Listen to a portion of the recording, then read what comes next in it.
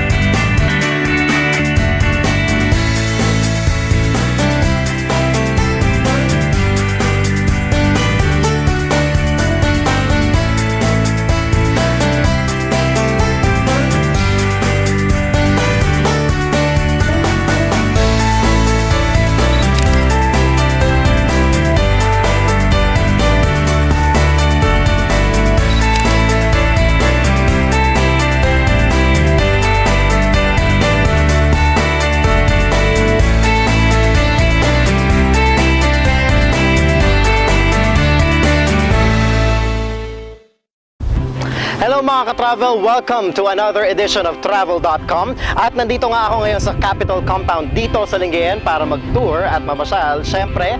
At makakasama ko nga ngayon ng isang tour guide na sasamahan ako sa aking pamamasyal dito sa Capitol Compound at sa iba't ibang place dito sa Lingayen. Let's all welcome Miss Micah.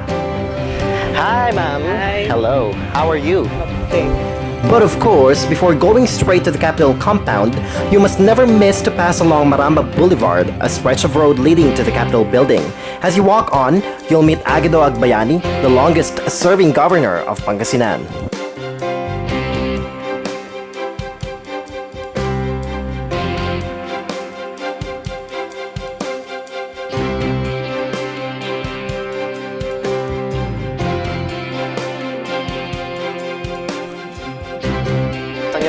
Let's start with the Malong building.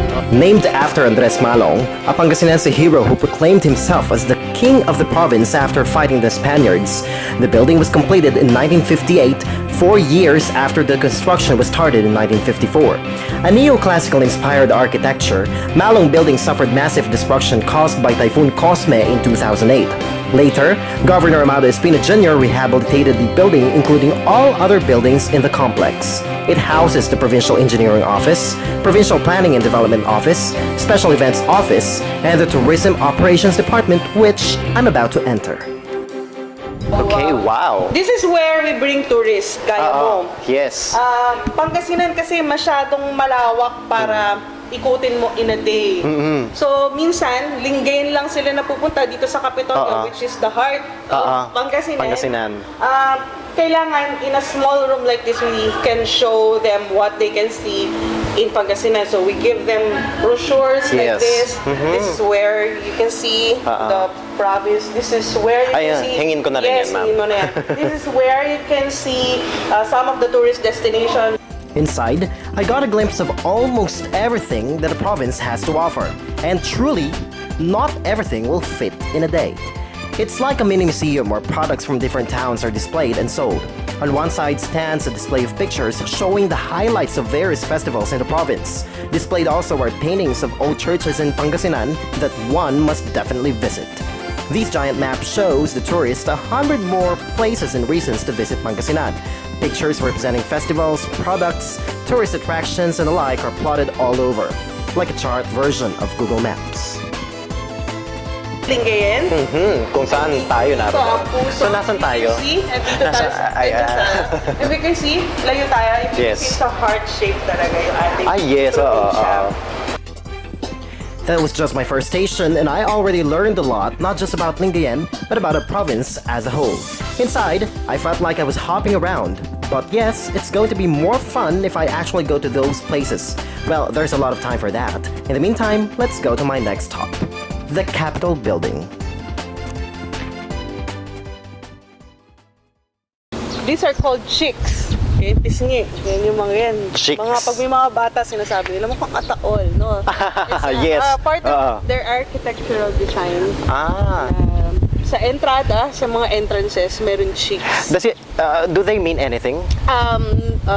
Dati may mga ibig sabihin sila, but for Americans na talagang kinokopya na lang nila yung mga Greek architecture, Roman architecture, medyo nawawala na yung tunay na ibig sabihin yan.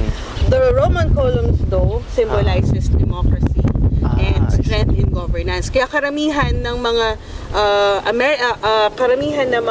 government buildings, kung manonotice mo, meron silang mga columns na ganyan. Yes. Built in 1918 based on the design by Ralph Harrington Dwayne, just when the American occupation was starting, the Capitol building is also a neoclassical inspired architecture, the oldest and the best of its kind in the Philippines, making it the blueprint of other government buildings.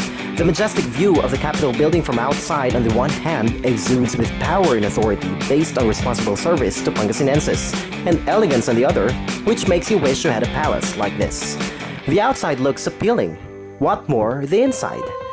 As I set foot on the building's interior, which is filled with wood accents, the right and left sides greeted me with galleries of portraits of governors of the province, starting from the first, Perfecto Season, to the present, Governor Espino. Straight ahead, at the dead center, is the official seal of Pangasinan, packed with symbols depicting its rich culture and history, and the abundance of resources.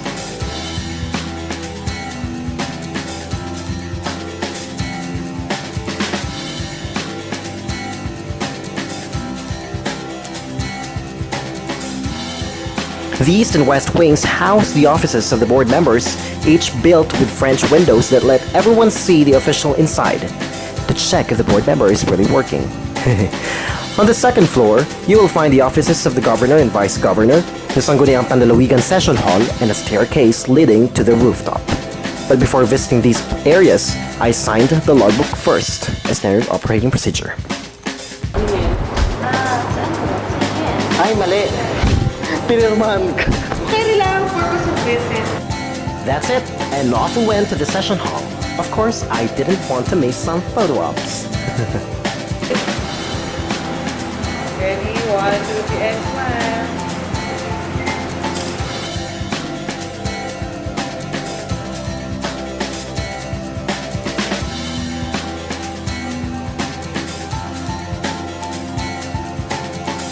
Next stop, the Veterans Memorial Park.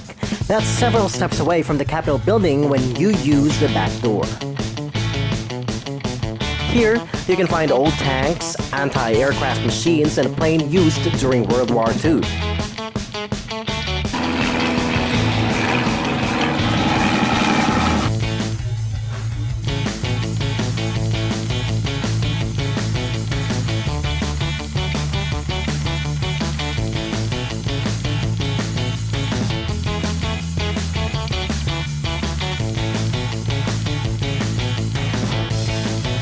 There are also photos and memorabilia from the war taking back the tourists' imagination to many years ago.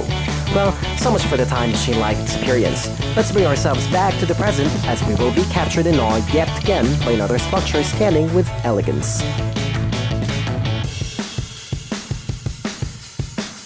The Season Auditorium.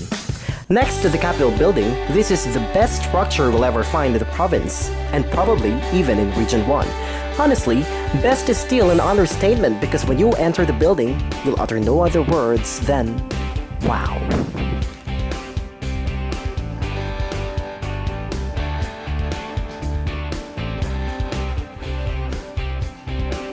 I told you, no other words will ever come out of your mouth. Okay, the sun's getting higher. Time for some quick lunch.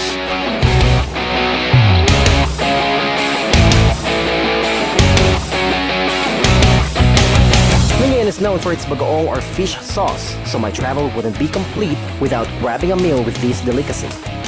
Talking about bagoong, JB Bernal's is considered the best tasting bagoong here in Lingayen.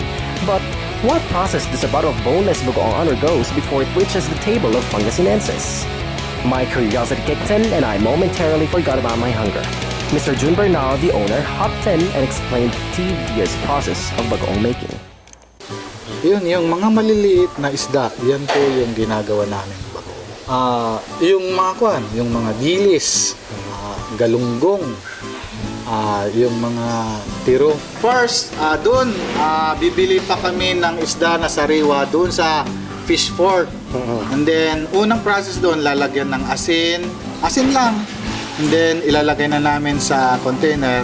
And then, we will travel from the fish port to Pangasinan. It takes 2 to 3 days. So, yung ginagamit nating isda ngayon is galunggong. Okay. Yan. Yan, galunggong na yan, lalagyan ng asin. Ito for fermentation na talaga pang matagalan.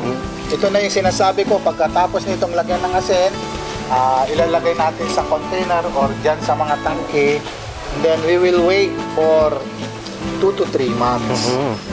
Yan. Ayan. So yun yung food coloring. Makikita nyo, hinahalo nila, nililinisan niya, tinetignan yung mga particles. Yes. Ano yung mga particles na makita. Siyempre, huli sa dagat yan. Huli ng barko yan. Hinuhuli ng malaking lambat yan. Nilalagyan po natin ng konting patis galing from Malabon patis yan. So, ilalagay na natin dito.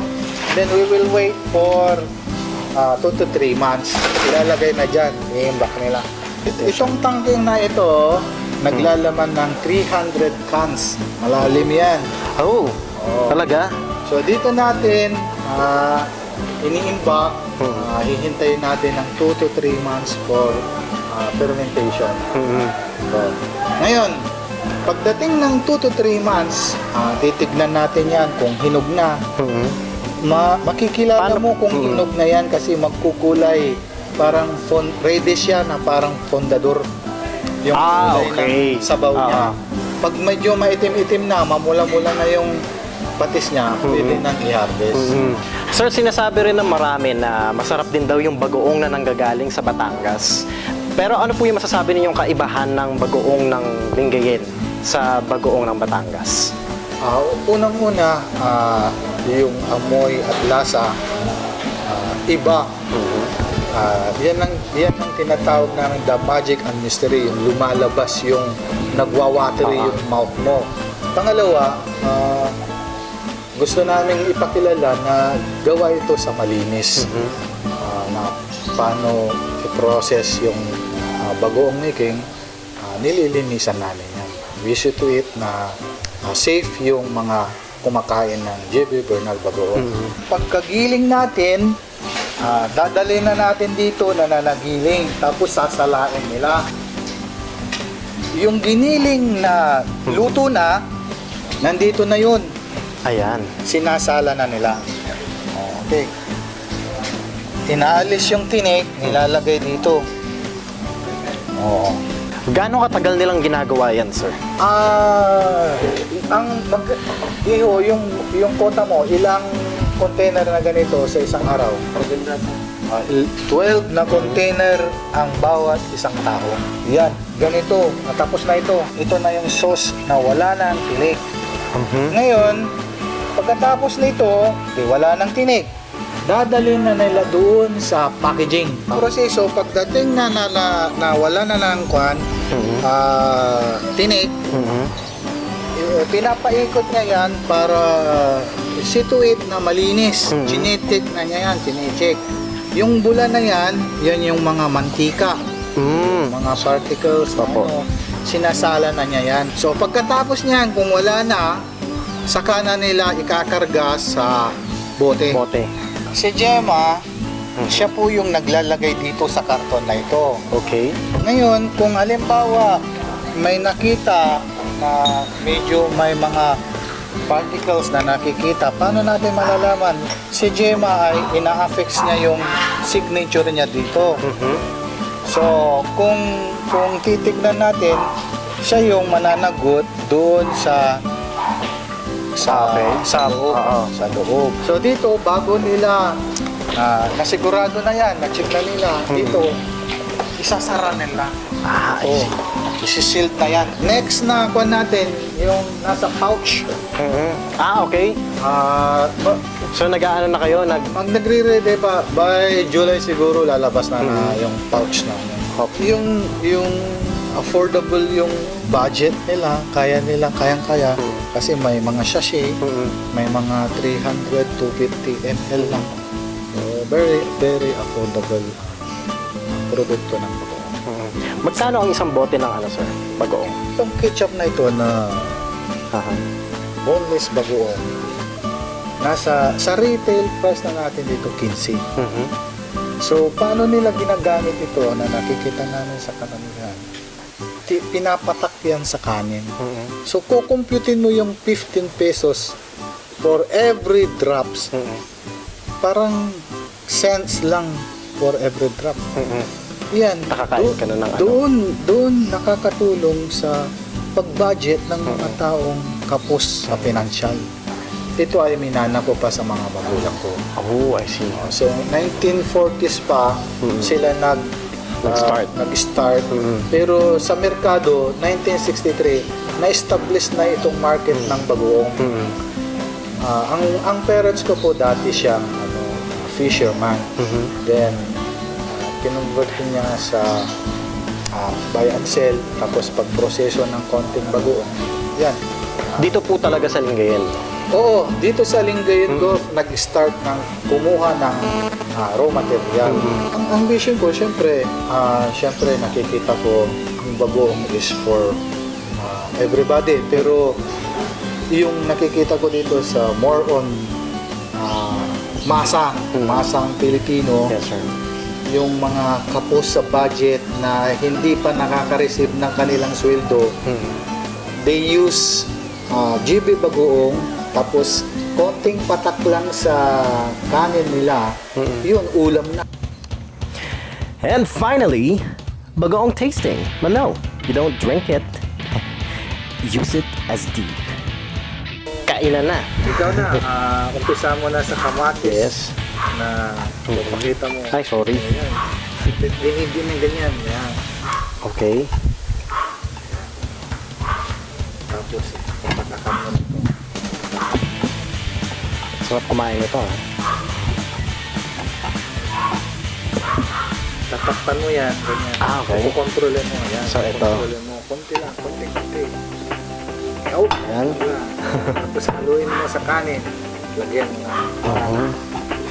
Lagyan mo ng Sibuyas. halo mo sa kanin. Ayan, konti lang. Oh, yan.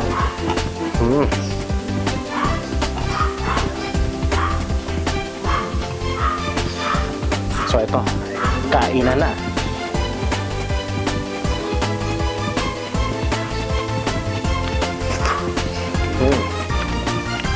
So, yan. Diyan mo mararamdaman yung sauce ng kamatis at saka yung bagoong. So, mild lang.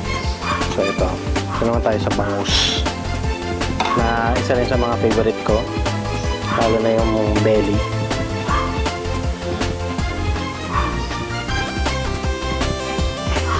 Naman kasi. Ganyan lang kasimpleng pagkain. Mapapawaw ka na. Sarap. Na yung lunch mo. Sob na sob. Nag-lunch na rin kayo. Yan. Sarap na yung ulam ng mangga sa ano.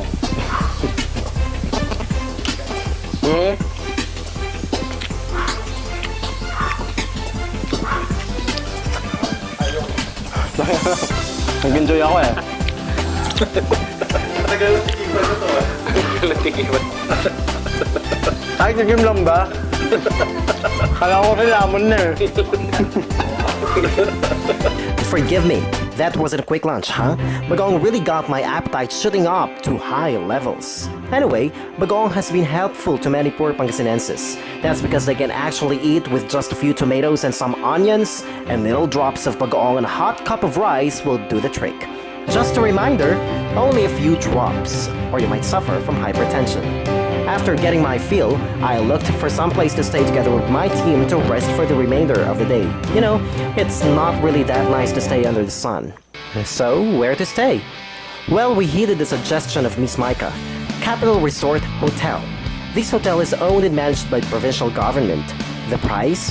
For only 650 pesos, you get an air-conditioned room for two, which will surely help you relax and enjoy life from the stress and pressure of your day-to-day activities.